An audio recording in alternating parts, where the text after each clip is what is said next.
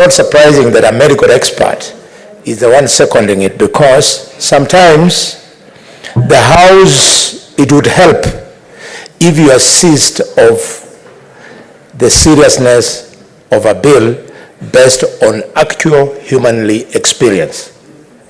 Mr. Speaker, this is not a light matter.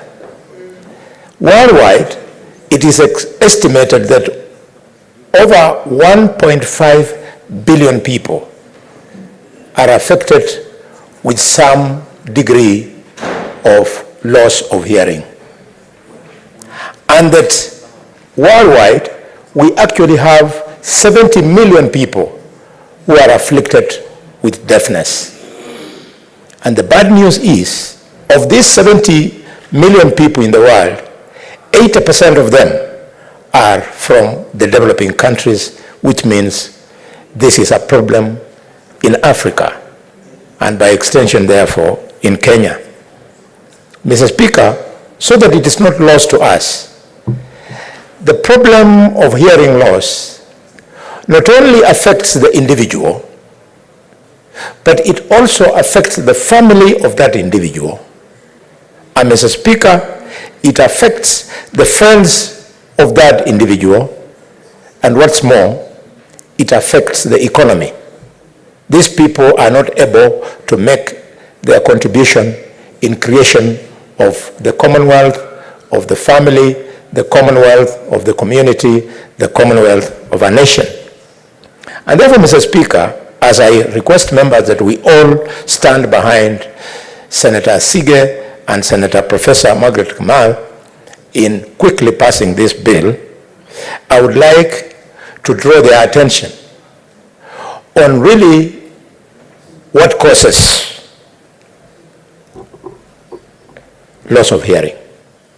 The commonest cause, Mr. Speaker, is the natural aging process. As people age, so does loss of hearing become more and more evident.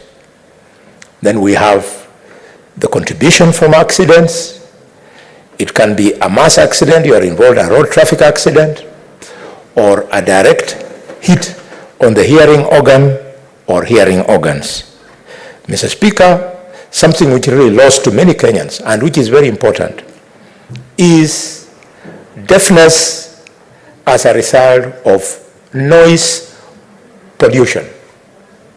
And noise pollution is so rampant that it comes from some very bad places and some very good places. We all would be happy to condemn the music, loud music in the estates, the loud music in disco matangas that takes place in villages, because they are bad. But we are also lost, honorable members, to the fact that churches are causing serious noise pollution. Some of the churches, and I don't wish to name any, they will go on playing their drums and shouting and preaching late into the night. And Mr. Speaker, this actually causes pollution. And with that pollution, slowly by slowly, people lose their hearing capacity. Is it lost on you, members, that some of the very loud preachers, and I know my own brother Bishop is looking at me with very keen eyes. I'm speaking technically, not emotionally.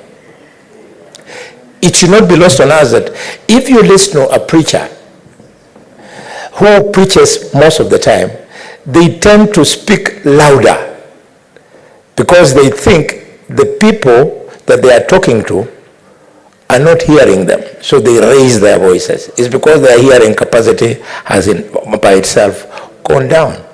Mr. Speaker, without the proper intervention, we have diseases that affect the ear, the nose, the throat, and these diseases actually lead to loss of decrease in hearing. What is more scary is that 60% of the young people, 18 years and below, who therefore this bill is really attempting to uplift, they get deaf because intervention was not met at the proper time. And the proper time is simple, Mr. Speaker, to encourage our women when they are pregnant to attend child maternal clinics. Tabone, would you wish to be informed by Senator Kavindu? Certainly, the gracious lady may inform me. Kindly proceed. Thank you, Mr. Speaker. I want to inform Senator Khalwale that I'm a preacher and I don't preach so loudly, I preach moderately.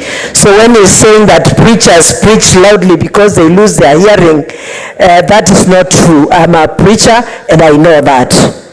So point of correction, and can you withdraw that because I'm a preacher?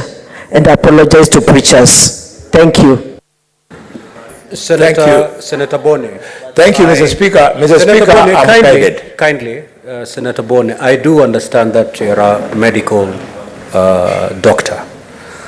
And therefore, your statement, is it based on your medical experience that the more the preachers speak in a loud manner, it therefore means that their own hearing has diminished? Is it medically proven? Are you saying that in a capacity as a medical doctor, or it just a statement that is not based on any scientific facts? Proceed. Thank you, Mr. Speaker. Mr. Speaker, I want to apologize to my sister if in any way you thought